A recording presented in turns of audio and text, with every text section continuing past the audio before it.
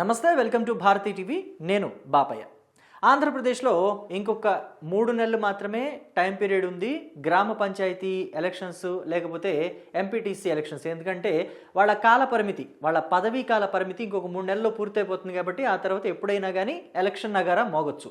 So కాబట్టి ఇప్పటి నుంచే ప్రధాన పార్టీలన్నీ కూడా గ్రామ పంచాయతీలు అలాగే ఎంపీటీసీ ఎన్నికల్లో సత్తా చాటడానికి రెడీ అయిపోతున్నాయి. ముఖ్యంగా ఫైట్కి రెడీగా ఉన్నాము అని చెప్పేసి తెలుగుదేశం పార్టీ అలాగే వైఎస్ఆర్ కాంగ్రెస్ పార్టీ శ్రేణులంతా కూడా గట్టిగా చెప్తున్నారు.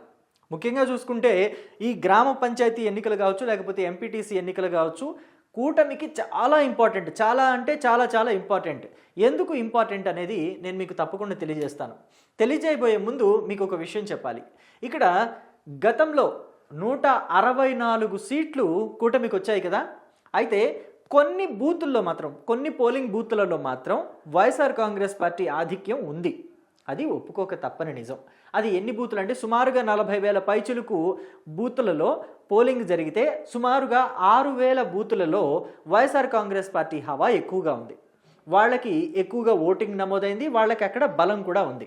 మరి ఆ 6,000 బూతుల మీద ఖచ్చితంగా ఫోకస్ పెట్టాలి అని చెప్పేసి నారా లోకేష్ పట్టుదలతో ఉన్నారు.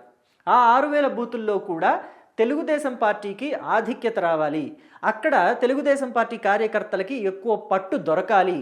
సో దానికోసమని ఈ 3 నెలల గ్యాప్ ఏదైతే ఉందో ఈ పదవీ కాలం ముగియబోయే టైంలోనే మనం పట్టు సాధించాలి.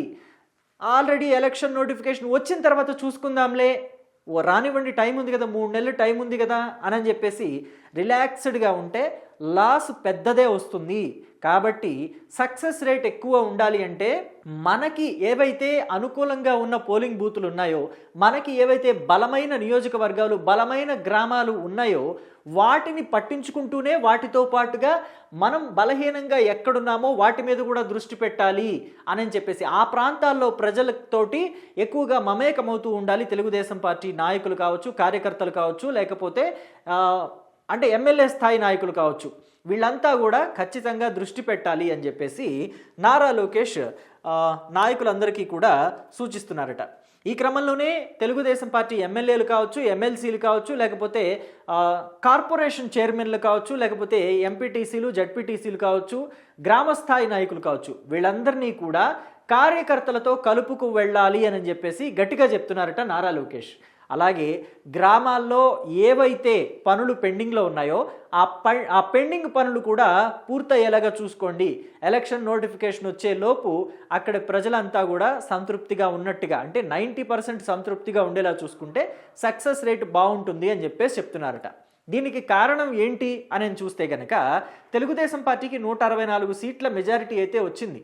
అయితే ఇదే మెజారిటీని లోకల్ బాడీ ఎలక్షన్స్లో కూడా నిలబెట్టుకోవాల్సిన అవసరం ఖచ్చితంగా తెలుగుదేశం పార్టీకి అలాగే కూటమికి ఉంది. అటు జనసేన పార్టీ కావచ్చు, లేకపోతే భారతీయ జనతా పార్టీ కావచ్చు, ఆ 3 పార్టీలకి ఖచ్చితంగా ఉంది. ఏమాత్రం తగ్గినా కానీ ఏమాత్రం కొంచెం కిందకి వచ్చినా కానీ వైఎస్ఆర్ కాంగ్రెస్ పార్టీకి ఎక్కడైనా ఆధిక్యత పెరిగినా కానీ దాన్ని వైఎస్ఆర్ కాంగ్రెస్ పార్టీ వాళ్ళు ఎలా చూపిస్తారు అంటే ప్రభుత్వం మీద అప్పుడే యాంటీ ఇన్కంబెన్సీ పెరిగిపోయింది, ప్రజల్లో వ్యతిరేకత వచ్చేస్తుంది ప్రభుత్వం మీద, సో కాబట్టి నెక్స్ట్ రాబోయేది మనమే అని చెప్పేసి దాన్ని వాళ్ళు ప్లస్ పాయింట్గా చూపించుకుని నెక్స్ట్ ఎలక్షన్కి వాళ్ళ బలం పెరిగింది అని చెప్పి ప్రజల్లోకి వెళ్ళి దాన్నే ఆయుధంగా మలుచుకొని ప్రభుత్వం ఏర్పాటు చేయబోయేది మేమే అని చెప్పేసి మిగతా వాళ్ళని కూడా కలుపుకు వెళ్ళిపోయే అవకాశం, ప్రమాదం ఎక్కువగా ఉంటుంది. కాబట్టి ఈ లోకల్ బాడీ ఎలక్షన్స్ అనేవి సక్సెస్కి తొలిమెట్టు లాంటివి. కాబట్టి ఇక్కడ ఖచ్చితంగా సక్సెస్ అయి తీరాలి అని చెప్పేసి నారా లోకేష్ నాయకులందరికీ కూడా గట్టిగా చెప్తున్నారట. ఇందుకోసమే నియోజకవర్గాల్లో ఎవరైతే బలహీనంగా ఉంటున్నారో నాయకులు వాళ్ళందరినీ కూడా పిలిపించుకుని నారా లోకేష్ ఎప్పటికప్పుడు మాట్లాడుతున్నారు. అంటే లిస్టు మొత్తం లోకేష్ దగ్గర ఉంది. నాయకుల లిస్టు అంటే ఎమ్మెల్యేలు ఎవరెవరైతే, తెలుగుదేశం పార్టీ ఎమ్మెల్యేలు ఎవరెవరైతే ఉన్నారో వాళ్ళల్లో బాగా పనిచేస్తున్న వాళ్ళు కాస్త మధ్యస్థంగా వయా మీడియాగా వెళ్తున్న వాళ్ళు, అలాగే దిగువ స్థాయిలో అంటే పని సరిగా చేయకుండా డల్గా ఉన్నారు వీళ్ళు, సరిగా మమేకం అవటం లేదు, నియోజకవర్గాల్లో తిరగటం లేదు, సొంత పనులు చూసుకుంటున్నారు అని ఎవరి మీదైతే కంప్లైంట్స్ ఉన్నాయో వాళ్ళని పిలిపించుకొని మాట్లాడుతున్నారట. అలాగే ఈ వయా మీడియాగా వెళ్ళిన వాళ్ళని ఇంకాస్త ఇంప్రూవ్ అవ్వమని చెప్తున్నారట.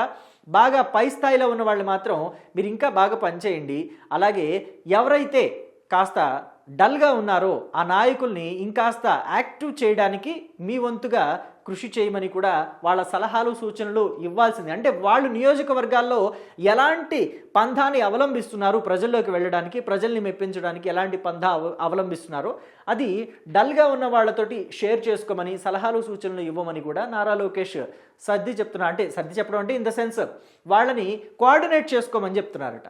సో ఈ క్రమంలో పంచాయతీ ఎలక్షన్స్ విషయంలో తెలుగుదేశం పార్టీ కావచ్చు, కూటమి సర్కారు కావచ్చు, కూటమిలోని పార్టీలు కావచ్చు, అంటే జనసేన, తెలుగుదేశం అలాగే బీజేపీ చాలా ప్రతిష్టాత్మకంగా తీసుకుని ముందుకు వెళుతున్నాయి అని చెప్పేసి మనం చెప్పుకోవచ్చు.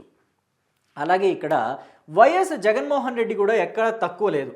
ఆయన కూడా ఈ పంచాయతీ ఎలక్షన్స్ని అంటే ఒక ఆయుధంగా మలుచుకోవాలి అని చెప్పేసి చూస్తున్నారట. ఎందుకంటే నేను చెప్పాను కదా ఇందాక, గతంలో 164 సీట్లు తెచ్చుకుంది అసెంబ్లీ ఎలక్షన్స్ టైంలో. సో కాబట్టి మరి Telugu Desam party, Janasena party, Bharatiya Janata party పట్ల ప్రజల్లో వ్యతిరేకత వచ్చింది అని నిరూపించాలంటే ఖచ్చితంగా పంచాయతీ ఎలక్షన్స్లో ఆధిక్యత చూపించాల్సిందే. సో చూపించకపోతే వైఎస్ఆర్ కాంగ్రెస్ పార్టీని నమ్మటం లేదు జనం, ఇక వచ్చే ఎన్నికల్లో కూడా నమ్మరు అని చెప్పేసి ఇదే ముద్ర వైసీపీ మీద పడిపోతుంది. కాబట్టి జగన్మోహన్ రెడ్డి తప్పనిసరి పరిస్థితుల్లో ఇప్పుడు ప్రజల్లోకి వస్తున్నారు అని చెప్పేసి కూడా మనం చూస్తున్నాం. ఇది ఆయన ఆధ్వర్యంలో అరటిపళ్ళకి రేటు లేదు అని చెప్పేసి క్రియేట్ చేసినటువంటి ఒక ధర్నా. సో వాళ్ళు ఆచరిస్తున్నటువంటి ధర్నాలు, నిరసన కార్యక్రమాలు. సో ఈ క్రమంలో ప్రజల్లోకి ఎక్కువగా వెళ్ళాలి అని చెప్పేసి జగన్మోహన్ రెడ్డి కార్యకర్తలకి, నాయకులకి సూచిస్తున్నారట. పైగా జగన్మోహన్ రెడ్డి బెంగళూరులోని యలహంక నుంచి బయటకు రావటం లేదు. అంటే తెలుగుదేశం పార్టీ వాళ్ళు అనే మాట యలహంక ప్యాలెస్ అంటారు వాళ్ళు. సో యలహంక ప్యాలెస్ నుంచి జగన్మోహన్ రెడ్డి బయటకు రావటం లేదు అని చెప్పి అనుకుంటూ ఉంటారు. కానీ జగన్మోహన్ రెడ్డి చేయాల్సిన రాజకీయం అంతా అక్కడి నుంచే చేస్తున్నారని మాత్రం వీళ్ళు గ్రహించటం లేదు. ఎందుకంటే సీనియర్ పొలిటీషియన్స్ తోటి, సీనియర్ నాయకులు, అలాగే అంటే వైసీపీలోని బాగా తలపండిన నాయకులు ఉంటారు కదా, వాళ్ళతోటి మాజీ ఎమ్మెల్యేలు, మాజీ ఎంపీలు, అలాగే మాజీ ఎంపీపీలు, మాజీ జెడ్పీటీసీలు, మాజీ ఎంపీటీసీలు వీళ్ళందరితోటి కూడా ఎప్పటికప్పుడు టెలికాన్ఫరెన్స్ నిర్వహిస్తూ యాక్టివ్గా ఉండాలి, ప్రజల్లోకి వెళ్ళండి, నియోజకవర్గంలో తిరగండి, ప్రభుత్వ వ్యతిరేక కార్యక్రమాల మీద ప్రభుత్వం ఏదైతే నిర్ణయాలు తీసుకుంటుందో, ప్రజా వ్యతిరేక నిర్ణయాలు తీసుకుంటుందో వాటి మీద గట్టిగా ఫోకస్ చేయండి, ప్రజల్లోకి వెళ్ళేలాగా చేయండి. ముఖ్యంగా పీపీపీ విధానము, అలాగే ఇసుకకి సంబంధించి, అలాగే కూరగాయలు, అలాగే అరటిపళ్ళు, అలాగే ఉల్లిపాయలు, పళ్ళ ధరలు, అంటే ముఖ్యంగా మామిడి ధరలు, ఉల్లి ధరలు, ఇలాంటి వాటి మీద ఎక్కువగా ఫోకస్ పెట్టండి, రైతులు అన్యాయం అయిపోతున్నారని చెప్పేసి నిరసన కార్యక్రమాలు చేయండి. దీనివల్ల ప్రజల్లో మనకి కొంచెం ఎక్కువ హైప్ వస్తుంది, పార్టీకి గుర్తింపు వస్తుంది, ప్రజలకి మనం నిబద్ధతగా ఉన్నామని తెలిసి వస్తుంది. సో దీని మీద ఫోకస్ చేయండి అని చెప్పేసి ఎక్కడికక్కడ వాళ్ళకి దిశానిర్దేశం చేస్తున్నారట జగన్మోహన్ రెడ్డి. మళ్ళీ పైగా ఇంకొక విషయం ఏంటంటే, కార్యకర్తలు, నాయకుల్ని అందరినీ కూడా గ్రామ స్థాయిలో కూడా తిరగాలి, ఖచ్చితంగా గ్రామ పంచాయతీ ఎలక్షన్స్లో మంచి విజయం సాధించాలని చెప్పేసి కూడా గట్టిగా చెప్తున్నారట. అయితే ఇక్కడ తెలుగుదేశం పార్టీకి, వైఎస్ఆర్ కాంగ్రెస్ పార్టీకి ఓ తేడా ఉంది.